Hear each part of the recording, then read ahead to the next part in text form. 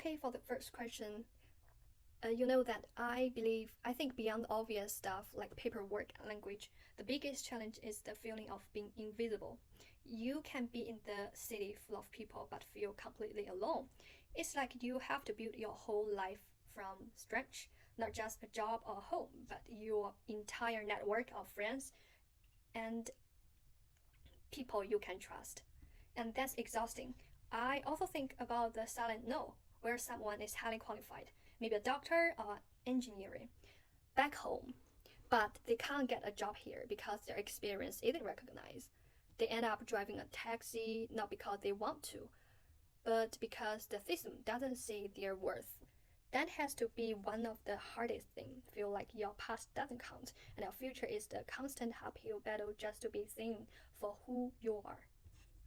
For the second question, if I could design one project, I'd want to tackle that loneliness I just mentioned. So I'd create something like a community meal night. Nothing too fancy, just a weekly pay what you can dinner in the local hall.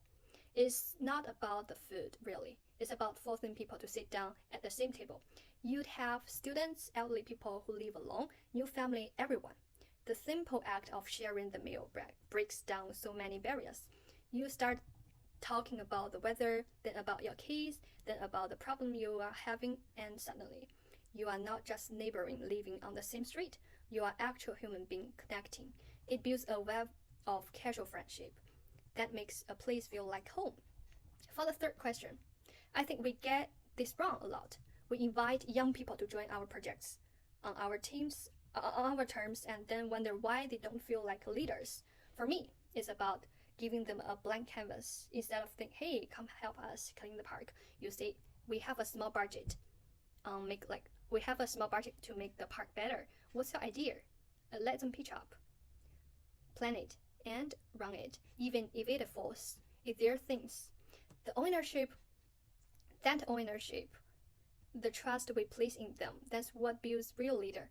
Our job is just to be the safety net in the background, not the director at the front. For the fourth question, that's the tricky one.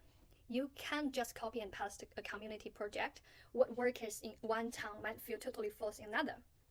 I see it like growing a plant. You take the seed from the original project, the core idea that made it work, like bring people together through foods or skills, and you plant the seed in the new town. But you let the people there decide how the water is and how it should grow. You provide the seed and some basic gardening tips, but they have to be the one to tend to it. That way, it grows organically and feels like it truly belongs to them. For the fifth question, everyone always wants numbers, right? How many people showed up? But I think the real success is in the story you can't easily put on the spreadsheet. For me, you know a project is working when you see the small changes. You see two moms from different backgrounds who meet at the meal night, now chatting by the school gates. You hear about a teenager who started a small business because of the confidence they gain. That's your data. The real measure is whether the community feels warmer, more connected, like people are looking out for each other a little more than they were before. For the sixth question, I think people lose steam when the project feels like it has a start and the end date. Like a school term, to keep people involved, the project have to evolve into something they don't want to let go of. So before the official project ends, you help the community turn it into a club, a regular meetup, something that they officially run themselves. The organizers take a step back and just become members. People stay motivated when it's theirs, when they are not just volunteer for a cause, but the guardians of something they build together. For the seventh question, obviously, council and school are key, but I think we overlook some really powerful partners, like local cafe and pubs. They have space and want to be community hubs, or local business, not just for money, but for skills.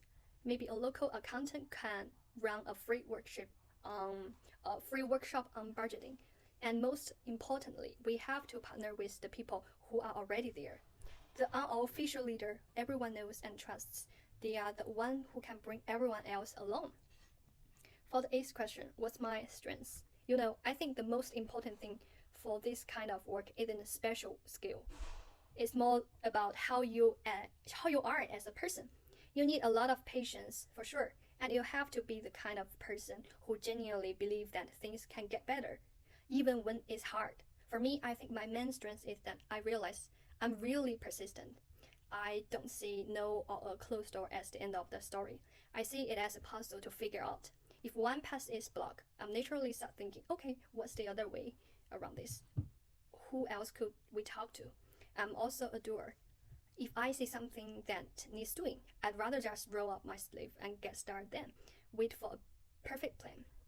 I might not have all the answer right away, but I'm really good at learning as I go and not getting discouraged by the first few obstacles. For the next question, for a TikTok or Instagram idea, I'd keep it really simple and human. I do a series of very short video, maybe just 30 seconds each, called One Good Thing, maybe. Each video will just feature one person from the community sharing one small positive things, like a skill they learned from someone else, or a nice thing a neighbor did for them, and also a receipt from back home. It wouldn't be about promoting the project itself, but also showcase all the little moments of connection that the project made possible. It shows the heart of it, not just for the logistic. Finally, if I could change one thing, I would be to make welcoming a core subject in our society, almost like math or English. I'd want every single person from a young age to understand the power of a simple hello, of inviting someone in, or seeing the value in every one person's story. It's about shifting the culture from just letting people live in here to actively making them feel like they belong here. Because a strong community isn't one where everyone is the same. It's one where everyone feels they have the place exactly as they are.